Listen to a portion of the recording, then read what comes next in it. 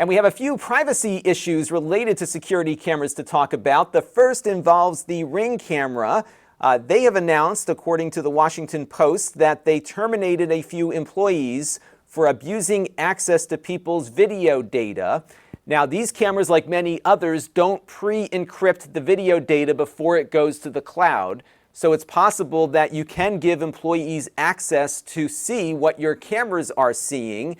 And it's up to us, first of all, to trust these companies and then hope that these companies have some procedures in place to prevent this kind of abuse. And this wasn't announced with some press release. It was in response to lawmakers who were querying Ring about their practices, and they let them know that they had let some employees go, but customers were never notified about this sort of thing.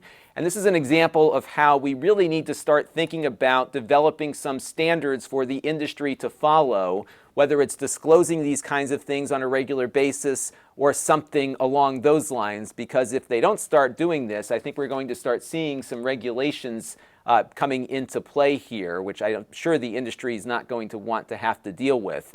A related item here comes from Wise, who we just talked about. Now, a couple of weeks ago, they had a data breach where nobody was hacked specifically here, but the company had moved some data over to a development server that was publicly accessible. And that development server had the entire customer base and all of the installed units accessible to the world publicly. And a security firm found the database and went in there and started poking around. And sure enough, there were email addresses, device IDs, some APIs for Amazon's A-word ecosystem were in there as well. Things you don't want to have released out to the world. Now, Wise has been letting customers know what they're doing in the wake of this, and they're doing some good stuff, but I'm still concerned about this issue because they're giving us a list of things that they are undertaking. First of all, they're going to have an independent investigation as to how the leak occurred. That's good.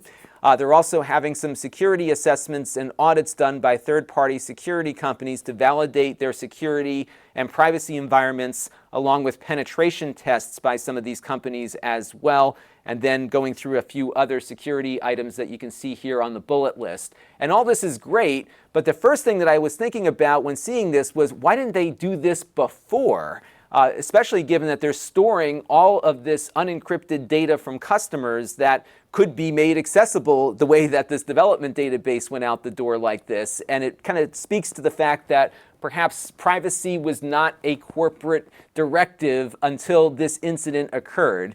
I think any company that's storing your private information should be doing this on a regular basis and disclosing to customers the results of these audits and tests so that we can have some peace of mind going into this. We trust everybody to secure our data, but it turns out, at least in the case of Wise here, they hadn't really done a lot of the security efforts that we expected and trusted them to do. And now that they're kind of scrambling to react to what happened here, who knows what else they're going to find? And if they do find things, what does that mean for us customers, and what should we be concerned about here? This is the kind of stuff that really gets me nervous. And I think we do need better practices. We need better disclosure. Even when the news isn't good, I think they should be required to tell us what happened and what they're doing to rectify it and whether or not any data got out. Because how often are they finding things through some of these third-party audits that they don't tell anybody about because there's no evidence that things leaked out in the first place? But in addition to that, I think it's important maybe to start pre-encrypting data before it gets sent into these cloud providers. That way, at least, if you are going to utilize some kind of cloud, the data stored there is not accessible to the company or anyone else that lacks the security keys that presumably would be on your local device or software. And I think that would be a good thing to start thinking about when you're looking for security cameras. I don't think there are any on the market that do that kind of pre-encryption, but it'd be good to start seeing companies move in that direction. And yes, it's great that Wise is taking these steps. Yes, it's great that they're communicating with customers to tell them what they're doing. But again, I question why they weren't doing it in the first place. And hopefully we'll get more details from Wise as they go through all of these tests. And I'm hoping, too, that they let us know if they find additional vulnerabilities, even if they were not exploited. This channel is brought to you by the Lon.TV supporters, including gold-level supporters, the Four Guys with Quarters podcast, Tom Albrecht, Rajesh, Logic GR, and Kalyan Kumar. If you want to help the channel, you can by contributing as little as $1 a month.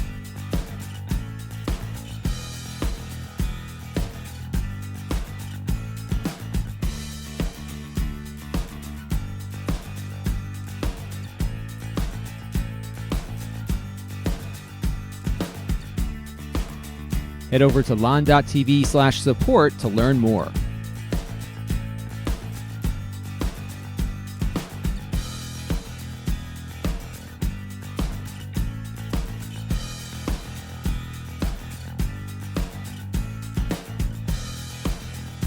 And don't forget to subscribe. Visit Lon.TV/s.